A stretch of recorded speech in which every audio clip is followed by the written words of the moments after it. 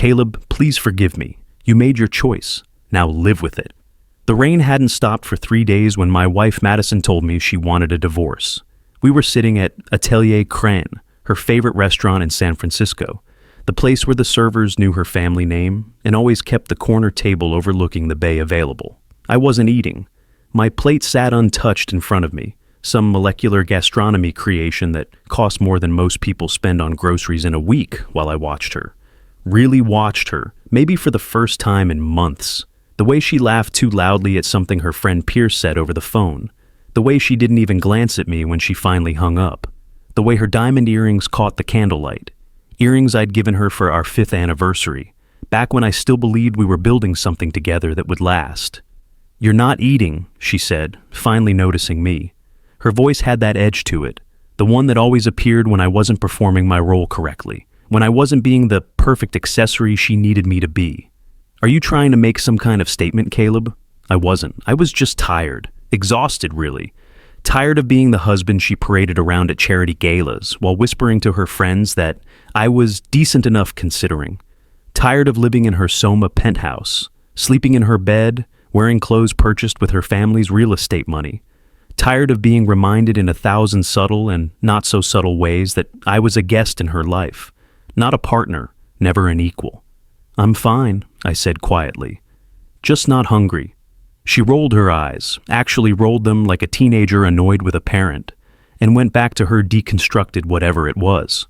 The server appeared, asking if everything was satisfactory, and Madison launched into this detailed critique of the wine pairing, using words I'd learned meant absolutely nothing except that she enjoyed making service workers scramble to please her.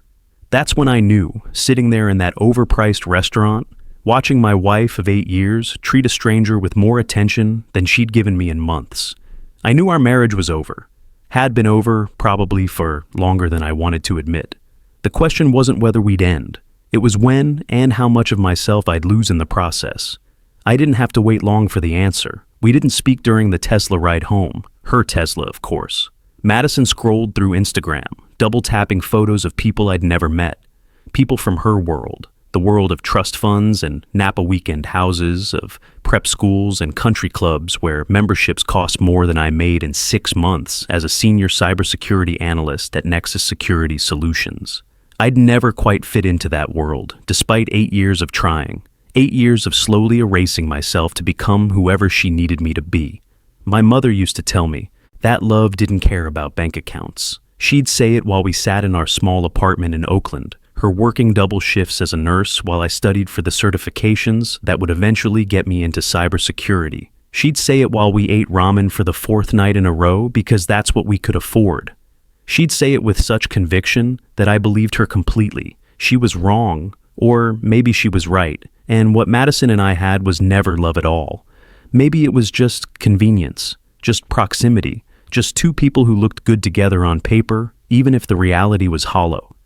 The penthouse was dark when we arrived. 42nd floor, floor-to-ceiling windows overlooking the Bay Area. The kind of view that makes tourists press their faces against observation, deck glass, and dream. I used to stand at those windows and feel like I'd made it. Like the kid from Oakland had somehow cracked the code, married the princess, entered the castle. Now, I just felt like an imposter waiting to be found out, waiting for someone to realize I didn't belong. "We need to talk," Madison said, kicking off her Louboutins and walking to the bar. She poured herself a scotch, Macallan 25, because of course, without offering me one. Not that I wanted it. "This isn't working. You know it isn't working." I did know, but hearing her say it out loud made something crack open in my chest. Something I'd been keeping carefully sealed for months, maybe years. "What do you want, Madison?" She turned then, and I saw something in her face I'd never seen before. Not anger, not sadness, just a cold clinical assessment, like she was evaluating a bad investment, deciding whether to cut her losses. "A divorce, a clean one, quick, no drama." The word hung in the air between us. Divorce. The end of everything we'd built, or everything I'd thought we were building, while she'd apparently been planning her exit strategy. "Okay," I said, because what else was there to say? Her eyebrows lifted slightly. She'd expected a fight, maybe tears, begging. But I'd learned something in 8 years of marriage to Madison Ashwell. She always got what she wanted. Fighting only prolonged the inevitable and gave her ammunition to use against you later. Okay, she repeated. That's it? What do you want me to say? That I'll fight for a marriage you clearly checked out of months ago? That I'll make this difficult? I won't. If you want a divorce, we'll get a divorce. Something flickered across her face. Surprise, maybe, or disappointment that I wasn't giving her the scene she'd rehearsed for.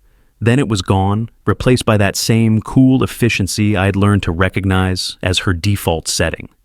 Good. My lawyer will send over the papers tomorrow. You can have Harold look them over. She paused, smiled, and it was not a kind smile. Oh, wait, you can't afford Harold, can you? Well, I'm sure there are plenty of adequate attorneys who work for less. There it was. The knife slipped between the ribs so smoothly I almost didn't feel it at first. The reminder of exactly where I stood in her hierarchy of importance. I'll find someone, I managed. She took a sip of her scotch, studying me over the rim of the glass like I was something interesting she'd found under a microscope. You should probably start packing. I'd like you out by the end of the week. The penthouse is in my name, obviously. As is, well, everything really. My throat tightened. Everything. Did you contribute to the down payment, Caleb? The mortgage? The renovations? Each question was delivered with surgical precision, designed to cut deep. No, so yes, everything. I'd known this, of course. Somewhere in the back of my mind, I'd always known that nothing in this life was actually mine. But knowing it theoretically and having it laid out in such stark terms were completely different things. I have some savings, I started. Do you? Her smile widened and I felt my stomach drop. That joint account we opened when we got married? I closed it this afternoon, transferred everything to my personal account. My lawyer says it's perfectly legal. It was my money funding it anyway. You're welcome to whatever's in your old checking account from before we met. She paused, pretending to calculate. I'm sure those $800 will take you far. The room tilted slightly. $800. That's what 8 years of marriage had left me with. $800 and a closet full of designer clothes I'd never wanted, paid for with money that was never mine. Madison? Oh, and Caleb. She set down her glass and walked toward the bedroom, pausing in the doorway. I'd appreciate it if you were gone by Monday morning. I have someone coming over for brunch, and it would be awkward if you were still here. Someone. Not even a name. Just someone. Someone who was probably already sleeping in our bed on the nights I worked late. Someone she'd been planning this escape with, while I'd been naive enough to think we were just going through a rough patch. The bedroom door closed with a soft click. I stood there in the living room for a long time, staring at those windows I'd once loved, at the city spread out below like a glittering circuit board. From up here, San Francisco looked beautiful, magical, like anything was possible. From where I was standing, it just looked cold and indifferent. I didn't sleep that night. Couldn't. Instead, I pulled out my old duffel bag from college, worn and patched, shoved in the back of the closet behind garment bags of suits I'd never paid for, and started packing. It was amazing how little was actually mine. The clothes, hers, the watch, a gift from her parents, the laptop, purchased with her credit card. I found myself sorting through 8 years of my life and realizing I could fit what was truly mine into a single bag. Some old books, a few photos of my mother, the Columbia hoodie I'd worn so much in grad school that the letters were cracking, my personal laptop, which I'd insisted on paying for myself, one of the few small rebellions I'd maintained. And there, at the bottom of my drawer, buried under socks I'd never worn, was my mother's old laptop. I'd forgotten about it, honestly. She'd given it to me a week before she died in February 2017, pressed it into my hands while she lay in that hospital bed, the cancer having eaten away everything except her determination to see me settled and safe.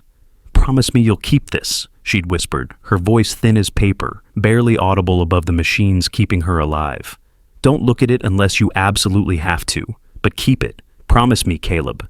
I'd promised, even though I didn't understand why. It was just an old Dell laptop, probably worth nothing, with whatever files a nurse might have accumulated over the years. I'd assumed it held family photos, maybe some documents I'd need for estate purposes. I'd never bothered to boot it up. Now, sitting on the floor of a penthouse I was being evicted from, I opened the laptop for the first time in 7 years. The screen flickered to life, surprisingly responsive for its age. The desktop was clean, almost empty, except for a single folder labeled "For Caleb, Emergency Only." Inside the folder was a text file. "Read this first," and a small executable file called access.exe. I opened the text file, my mother's words written in her careful, methodical way. "My dearest Caleb, if you're reading this, it means you're in trouble, real trouble, the kind where you need help and have nowhere else to turn. I'm sorry it had to come to this. I'm sorry for so many things. But most of all, I'm sorry for lying to you your entire life." My hands started shaking. "Your father wasn't the deadbeat who abandoned us when you were 2. That man existed, yes, and he did leave, but he wasn't your father. I let you believe it because it was easier than the truth, because the truth would have destroyed the childhood I wanted to give you, a normal childhood, one where you weren't defined by money or legacy or the weight of a name that would have consumed you." The file went on to explain that my real father was Richard Tanaka, a venture capitalist she'd met at a tech conference in late 2009. He was married, trapped in a loveless arrangement his family had orchestrated for business purposes, when they fell in love. When she got pregnant with me in early 2010, Richard wanted to leave everything for us, but my mother wouldn't let him. "I'd seen what that life did to people," she wrote. "The money, the power, the way it twisted everything it touched. I didn't want that for you. I didn't want you raised in that world, suffocated by expectations and duty and the constant weight of wealth you'd never asked for." But Richard had made her promise something. In early 2010 and throughout 2011, when Bitcoin was trading for pennies, literally 6 cents to $1, he'd convinced her to buy as much as they could afford, not because he believed in some revolutionary future, but because he understood technology adoption curves better than most venture capitalists of his generation. Richard was obsessed with peer-to-peer networks, the letter continued. He'd been studying file-sharing protocols, watching how they disrupted entire industries. When Satoshi's white paper came out in 2008, Richard saw something most people missed, not just a new currency, but a new form of digital ownership. He convinced me to invest everything we could spare, 2,147 Bitcoin to be exact, purchased over 18 months when most people had never heard of cryptocurrency. Richard had set up the wallets, taught her about private keys and cold storage, made her promise to keep it safe for me until I was old enough, strong enough, when I'd become whoever I was going to become without the wealth defining me. Richard died in a car accident when I was 7, December 15th, 2017. Mom went to his funeral and stood in the back, anonymous, watching his legitimate family grieve. His wife never knew about us. His other children, my half-siblings, never knew about me. His venture capital firm went to them, his public legacy, all the things he'd built in the world that mattered to people who measure worth in headlines and stock prices. But his personal crypto holdings, the experimental investments he'd made in secret, all of that, he'd left instructions for my mother to pass to me through the encrypted wallets whose private keys were stored on this laptop. "Run the access.exe file," the letter concluded. "Use your real birth date as the password, not the one on your official documents, but the real one, the day you were actually born. Your father made sure only you and I would ever know that date. And Caleb, when you see the numbers, when you understand what this means, remember this. I wanted you to need it. I wanted you to live a real life first, to struggle and fail and succeed on your own merit. Because now, when you have everything, you'll know what nothing feels like. And that knowledge is worth more than any amount of money I could have given you." I stared at the screen for 20 minutes before I could move my hand to click on access.exe. A command prompt appeared, asking for a password. I typed in my real birth date, November 15th, 1993, not the November 18th on my birth certificate, a detail only my mother and I had ever known. She'd told me once that she'd lied to the hospital about the date to give herself more time before anyone started asking questions about my father. The screen filled with text, wallet addresses, private keys, blockchain verification protocols. And at the bottom, a real-time price check that made me stop breathing entirely. Current Bitcoin price, $247 per coin. Holdings, 2,147 Bitcoin. Total value, 191,470, 209s. $191 million, give or take a few. 100,000 depending on market fluctuations. I sat there on the floor of Madison's penthouse, staring at numbers that didn't seem real, couldn't be real. My mother, Dorothy Harrison, who'd worked double shifts and worried about grocery bills and died in a hospital bed, wearing a nightgown I'd bought at Target because it was all I could afford. $191 million. The laptop also contained something else. Contact information for Theodore Kingsley, a wealth management lawyer in London who'd been waiting 7 years for me to make contact, along with a note that there were additional assets, properties, investments, corporate holdings that Richard had structured through various entities before his death, all waiting for me to claim them. I called the London number immediately, not caring about the time difference. Theodore answered on the second ring, as if he'd been waiting by the phone for years. "Mr. Harrison," he said, his British accent crisp and professional. "I've been expecting your call. Are you ready to discuss your inheritance?" Over the next 3 hours, he walked me through everything. Richard hadn't just been wealthy, he'd been a financial genius, making early investments in technologies that wouldn't pay off for decades. Beyond the Bitcoin, there were properties in London, New York, Tokyo, and Sydney. A penthouse in Seattle's tech corridor worth $45 million. Equity stakes in companies I'd only heard of in tech blogs. Art, collectibles, and a private venture capital fund that had been quietly growing for over a decade. Total estimated value, over $400 million. "Your father structured everything very carefully," Theodore explained. "No family obligations, no board seats with voting requirements, no expectations from anyone except yourself. Complete financial freedom, which is rarer than you might think among the truly wealthy. Madison's entire family net worth was maybe $60 million, and half of that was leveraged real estate that could tank if the San Francisco market shifted. I had more liquid wealth than her entire extended family combined." "There's one more thing," Theodore said. "Your father left specific instructions. He wanted you to understand the technology, not just benefit from it. That's why he required the technical access protocols. He believed that understanding how your wealth was created would help you make better decisions about how to use it." My cybersecurity background suddenly made perfect sense. All those nights studying cryptography, learning about blockchain validation, understanding how digital signatures worked, I'd been unconsciously preparing myself to manage the very fortune I'd never known existed. By dawn, I'd made my decision. I called in sick to work, probably not returning anyway, and booked a flight to London, first class, because why not? The irony wasn't lost on me that I was leaving for London to claim a fortune on the same.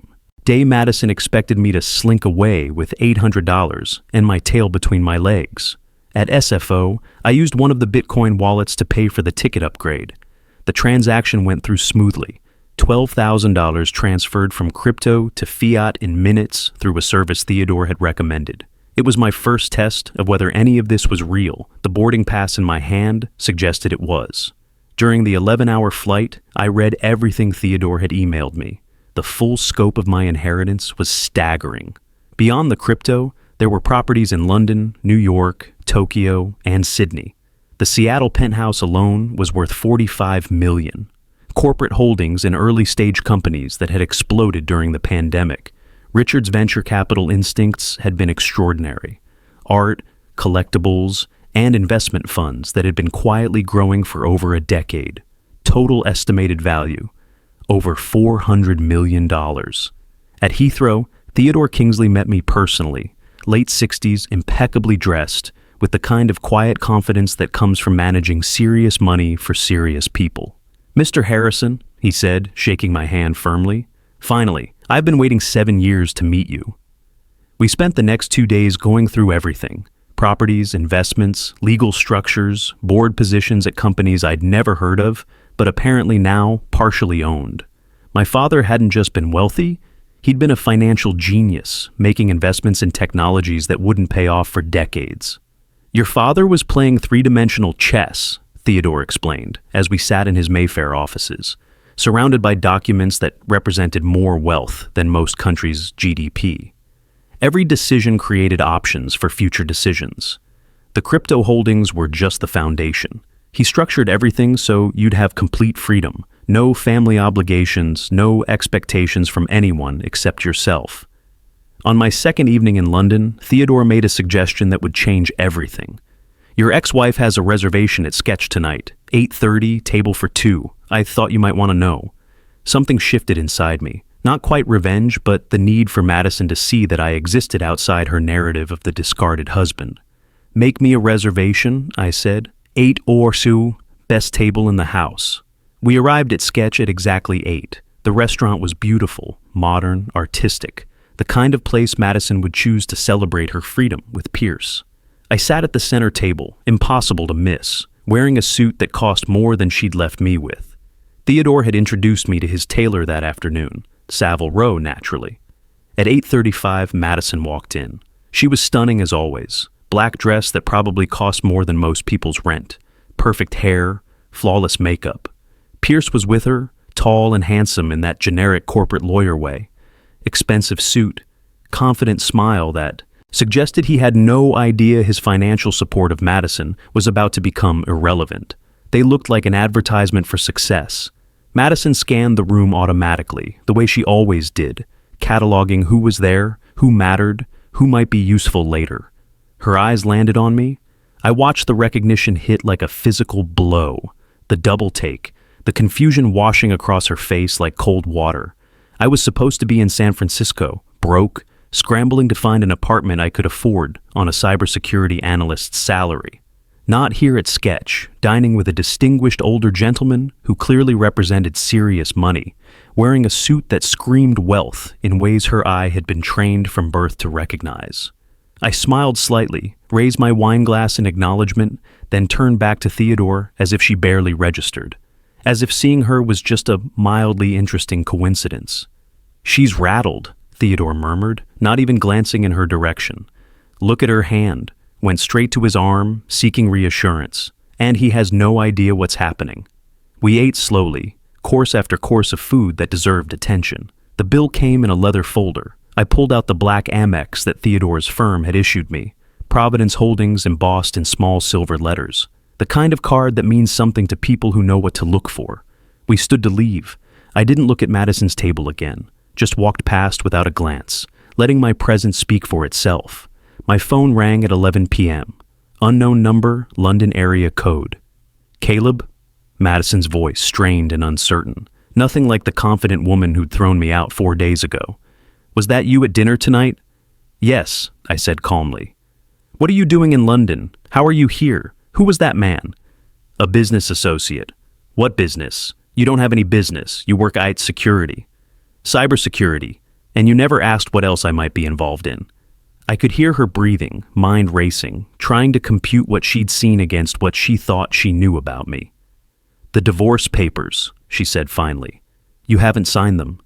I've been busy. Busy with what? Caleb, what's going on?